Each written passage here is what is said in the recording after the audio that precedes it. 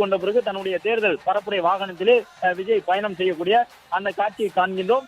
வாகை சூடும் வரலாறு திரும்புகின்றது என்று தன்னுடைய தேர்தல் சுற்றுப்பயணத்தில் 3வது வாரமாக இன்று நாமக்கல், கரூர் மாவட்டங்களிலே தமிழக வெற்றி கழக தலைவர் விஜய் உரை நிகழ்த்த இருக்கின்றார். விஜயனுடைய வரவை எதிர்நோக்கி நாமக்கலிலே இன்று காலை 6 மணி முதலே ஆயிரக்கணக்கான தொண்டர்கள் காத்திருக்க தொடங்கியிருந்தார்கள்.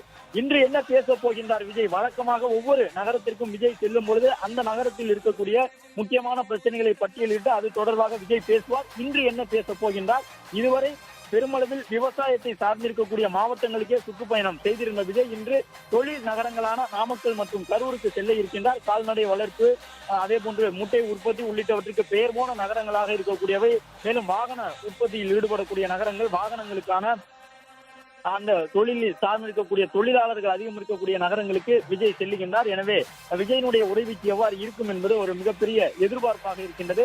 தமிழக வெற்றி கழக தலைவர் விஜய் அங்கே இருந்த பெண்கள் வழங்கிய அந்த வரவேற்பினை ஆராய்ச்சி மரியாதையினை ஏற்றுக்கொண்ட பிறகு புறப்பட்டு செல்லக்கூடிய அந்த காட்சியை நாம் பார்த்து கொண்டிருக்கின்றோம். மற்றொரு பக்கம் திரையிலே நாமக்கல் நகரிலே அந்த திரையரங்கம் அருகே குவிந்திருக்கக்கூடிய தொண்டர்களை பார்க்கின்றோம். பல்லாயிரக்கணக்கிலே இருக்கின்றார்கள். கிட்டத்தட்ட 10,000க்கும் கூடுதலானவர்கள் அந்த பகுதியில் கூடியிருக்கின்றார்கள். தமிழக வெற்றி கழக தலைவர் விஜய் செல்லும் பொழுது அவருடைய வாகனத்தை பின்தொடர்ந்து நூற்றுக்கணக்கான வாகனங்கள் முன்னும் பின்னுமாக செல்லக்கூடிய காட்சிகளை பார்க்க முடியும். காவல்துறை அறிவுறுத்தலுக்கு ஏற்ப ஏற்கனவே பல்வேறு கட்டுப்பாடுகளை விதித்திருக்கின்றார்கள். தமிழக வெற்றி கழகத்தினுடைய தலைமை சார்பிலும் பல்வேறு கோரிக்கைகள் விடுக்கப்பட்டிருக்கின்றன, வேண்டுகோள் வைக்கப்பட்டிருக்கின்றன. விஜயனுடைய வாகனத்தை பின்தொடராதீர்கள் என்று சொல்லியிருக்கின்றார்கள். மாடிகளிலேயோ மரங்களிலேயோ ஏறி நிற்க வேண்டாம் என்று சொல்லியிருக்கின்றார்கள். மின்கம்பங்களின் மீது நிற்க வேண்டாம் என்று சொல்லியிருக்கின்றார்கள்.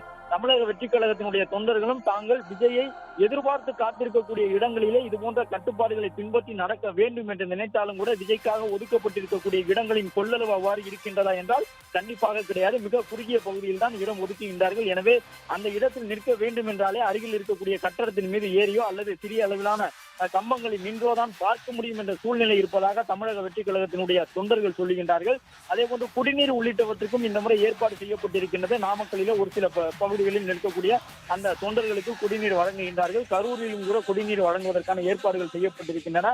தமிழக வெற்றி கழக தலைவரான விஜயினுடைய வருகையை எதிர்நோக்கி நாமக்கலிலே காத்திருக்கக்கூடிய தொண்டர்களுக்கு முன்பாக விஜய் இன்னும் ஒரு மணி நேரத்தில் அங்கு சென்று தன்னுடைய உரையை தொடங்குவார் என்று எதிர்பார்க்கப்படுகின்றது. பிளே ஸ்டோர் மற்றும் ஆப் ஸ்டோரில் இருந்து பாலிமர் செயலியை QR கோடு மூலம் பதிவிறக்கம் செய்யுங்கள். செய்திகளை உடனுக்குடன் பெறுங்கள்.